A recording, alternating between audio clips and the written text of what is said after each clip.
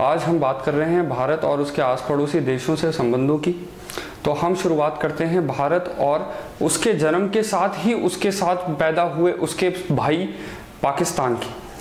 भारत और पाकिस्तान के बीच में ये जो रेखा आप देख पा रहे हैं, जहां पर मैं अपना मार्कर अभी दिखा रहा हूं, इस सीमा क्षेत्र का निर्धारण या इस सीमा का निर्धारण रेड क्लिफ ने किया था। इसीलिए इस रेखा को रेड क्लिफ रेखा भी कहा जाता है। इस रेड क्लिफ रेखा का निर्धारण 1947 के अंदर भारत और पाकिस्तान के बंटवारे के टाइम पे किया गया था।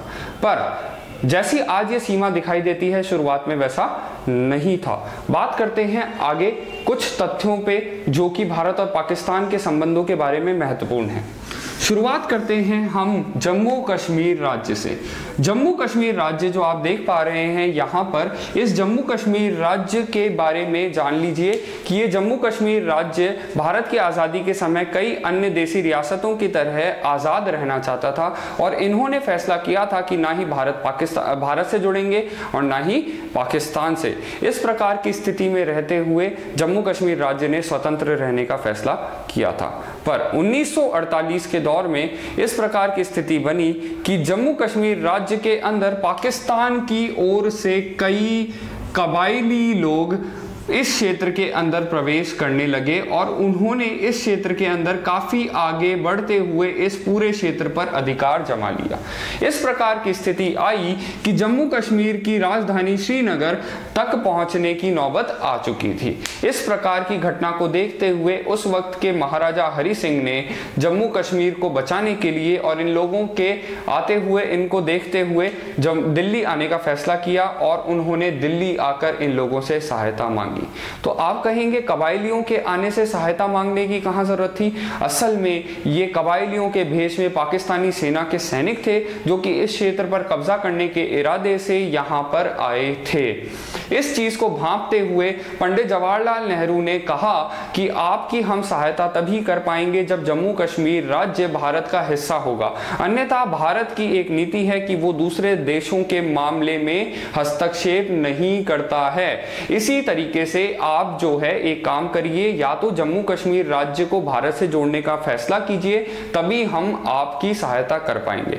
जिसके अधीन जम्मू कश्मीर राज्य भारत से जुड़ा है और भारतीय सेना ने जम्मू कश्मीर के अंदर जाकर युद्ध किया है और पाकिस्तानी कबायलियों को हराने का जो कारनामा करके दिखाया है उसके बारे में आप जानते हैं। 1948 का भारत पाकिस्तान युद्ध।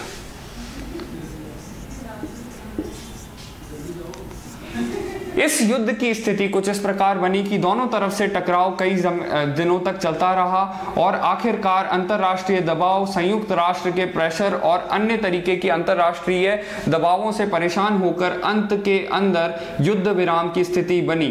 पर युद्ध विराम की सीमा वर्तमान में कुछ इस प्रकार से दिखाई देती है।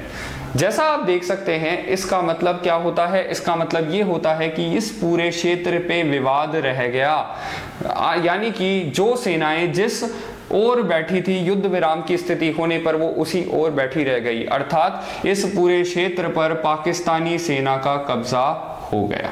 इस क्षेत्र को आज की तारीख में हम पाक अधिकृत कश्मीर यानी कि POK के नाम से जानते हैं और आप इस क्षेत्र के बीच में निर्धारित इस नई रेखा को LOC के नाम से जानते हैं, लाइन ऑफ कंट्रोल। यहां पर वर्तमान में आए दिन गोलीबारी करने की पाकिस्तानी सेना की आदत है। ये मुख्य तौर से आज भी पाकिस्तान की ओर से आने वाले आतंकवादियों को हमारे प्रदेश के अंदर घुसाने की कोशिश करने का ही अंजाम है, जिसका भारतीय सेना आज की तारीख में भरपूर जवाब देती है। इस क्षेत्र से जुड़ा हुआ एक और विवाद जो हाल ही में सुर्खियों में चल रहा है, उसके बारे में थोड़ा सा मैं आपको बताना चाहूंगा। हम बात करते हैं आगे पाकिस्तान के अंदर चल रही एक मुख्य परियोजना जो कि चीन चला रहा है उसकी, जिसको हम CPEC यानी कि चीन पाक आर्थिक गलियारे के नाम से भी जानते हैं, चाइना पाकिस्तान इकोनॉमिक कॉरिडोर। आप कहेंगे ये क्या है? तो ये एक ऐसी परियोजना है जिसके माध्यम से चीन अपने पश्चिमी प्रांत जियांग को इस क्षेत्र से होते हुए इस प्रकार एक राजमार्ग के द्वारा पाकिस्तान के बलूचिस्तान प्रांत के अंदर स्थित ग्वादर बंदरगाह तक जोड़ने की कोशिश कर रहा है। यहां पर स्थित है ग्वादर बंदरगाह। ग्वादर बंदरगाह जो है वो पाकिस्तान का एक प्रमुख बंदरगाह बन जाएगा इस निवेश योजना के बाद। इस योजना के अंदर कई प्रमुख शहरों को जोड़ती हुई एक मुख्य सड़क चीन से होती हुई पाकिस्तान के अंदर से होकर आती है। जैसा आप समझ सकते हैं, इस क्षेत्र में इस परियोजना के आ जाने की वजह से कई हजार बिलियन डॉलर का पाकिस्तान को फायदा होगा। वहां पर आर्थिक उन्नति होगी, कई तरीके के नए प्रोजेक्ट आएंगे, नई तरीके की सड़कें बनेगी, रेल राजमार्ग बनेंगे और नए अवसर खुलेंगे रोजगार के लिए। इस तरीके की परियोजना से हमें भला क्या आपत्ति हो सकती है? आपत्ति सिर्फ इतनी सी है कि ये गलियारा भारत के अधिकृत कश्मीर के अंदर से होकर गुजरता है। जैसा आप यहां पर देख पा रहे हैं, इस क्षेत्र के अंदर से होकर गुजरने वाले इस गलियारे के लिए पाकिस्तान ने और चीन ने भारत से पूछना जरूरी नहीं समझा। जैसा कि आप जानते हैं, भारत और पाकिस्तान के बीच में काफी युद्ध रहे हैं, पर फिर भी ये विवाद है और ये जगह जो है वो विवादित जगहों में आती है। भारत की सीमा क्षेत्र के अंदर आने वाले किसी भी प्रांत के लिए, किसी भी जगह के लिए अन्य देश फैसला नहीं कर सकता, क्योंकि हम एक संप्रभुत्व संपन्न देश हैं। हमारा संविधान ऐसा कहता है और इसीलिए हमारे देश की सीमा क्षेत्र के अंदर क्या होना चाहिए और क्या नहीं, इस पे भारत से अनुमति लेनी आवश्यक है। भारत ने इस फैसले की कड़ी आलोचना की है और इस परियोजना का बहिष्कार करने का भी फैसला लिया है। पिछले साल वर्ष 2017 के अंदर चीन में OBOR, जो कि वन बेल्ट वन रोड के नाम से जाना जाता है,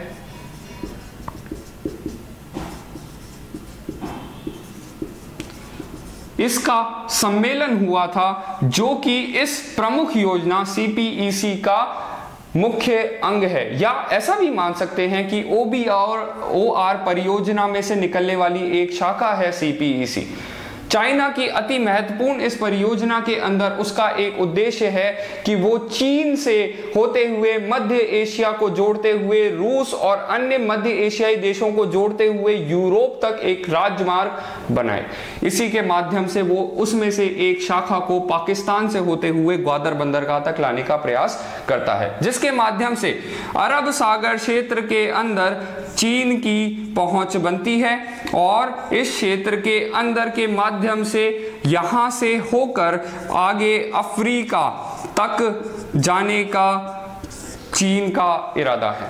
जैसा आप समझ सकते हैं, इन इलाकों के अंदर पाकिस्तान और चीन दोनों को आर्थिक सहायता तो मिल ही रही है और आर्थिक उन्नति हो रही है व्यापार के माध्यम से, पर आपको यह भी समझना होगा कि इस प्रकार की स्थिति होने पर भारत के साथ युद्ध होने की स्थिति में इन दोनों देशों के लिए, चीन और पाकिस्तान के लिए, ये सहायता मिल जाएगी एक दूसरे से कि वो हथियार, सैनिक, अन्य तरीका का असला बारूद सामान जो है वो एक दूसरे के प्रदेशों में भेज सकेंगे। साथ ही साथ भारत को इस पे आपत्ति और भी चीजों को लेकर है, जैसे हमारी बिना पूछे हमसे ही हमारे देश के अंदर के क्षेत्र के अंदर कब्जा कर लेना और उसमें ना ही हमें किसी प्रकार का हमसे ना ही किसी प्रकार की बात करना और अन्य तरीके के विवाद। इस चीज को देखते हुए भारत ने भी एक तोड़ निकाला है। भारत ने ईरान, जो कि पाकिस्तान का पड़ोसी है, आप यहां पर देख सकते हैं, ईरान की सीमा क्षेत्र के अंदर एक चाबहार बंदरगाह नाम से बंदरगाह को विकसित करने का उद्देश्य रखा है, जिस बंदरगाह का काम अभी जारी है। हाल ही में भारत ने चाबहार बंदरगाह से होते हुए ईरान और मध्य एशियाई देशों और अफगानिस्तान तक अनाज भेजने का कार्य किया था, जिससे हमने ये दिखाया है कि चाबहार बंदरगाह के माध्यम से हम मध्य एशिया तक अपनी पहुंच बना सकते हैं। OBOR परियोजना एक अति महत्वपूर्ण परियोजना है जो कि चीन की सबसे महत्वपूर्ण परियोजनाओं के अंदर से एक आती है, और CPEC जो उसका एक अंग है, उसके माध्यम से पाकिस्तान के अंदर कई तरीके के इंफ्रास्ट्रक्चर प्रोजेक्ट, मूलभूत सुविधाओं से जुड़ी हुई सुविधाएं आने वाली हैं। पर उस चीज को देखते हुए हमें अपने देश के हिस्से के बारे में पाकिस्तान और चीन से पूछने की आवश्यकता नहीं होनी चाहिए, बल्कि इस क्षेत्र के मामले में उन्हें हमसे बात करनी चाहिए। इस प्रकार का भारत का पक्ष है। अभी हाल ही के अंदर चीन ने इस मामले को सुलझाने के लिए भारत को समझाने की बात कही है, और इस मामले को आगे बढ़ता हुआ देख के भारत जो है वो इस मामले में या जम्मू कश्मीर के मामले के अंदर ये हमेशा से मानता आया है कि ये पाकिस्तान और भारत के मध्य का मामला है और कोई पार्टी या और कोई देश को इसमें शामिल नहीं होना चाहिए। आपको ये और समझना चाहिए कि अभी हाल ही के अंदर अफगानिस्तान ने भी इस CPEC गलियारे से जुड़ने का फैसला किया है, जो कि एक महत्वपूर्ण कदम माना जा रहा है चीन की विजय की ओर, क्योंकि अफगानिस्तान भारत का एक पड़ोसी देश है और भारत के अफगानिस्तान के साथ अच्छे संबंध रहे हैं।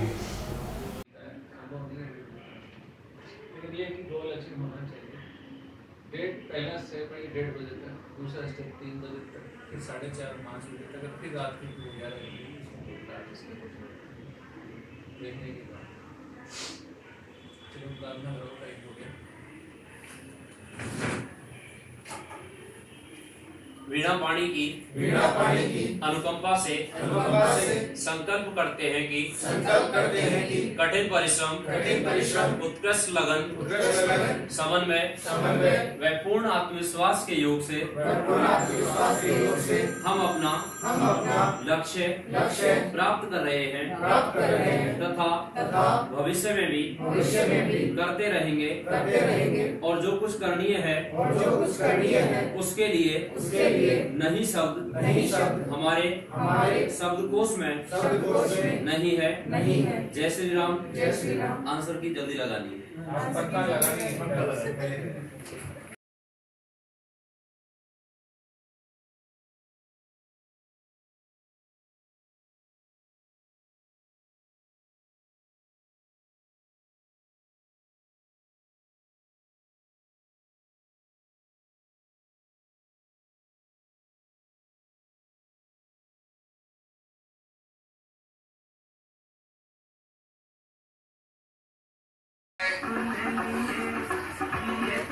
Thank you. Best of luck. शानदार तालियां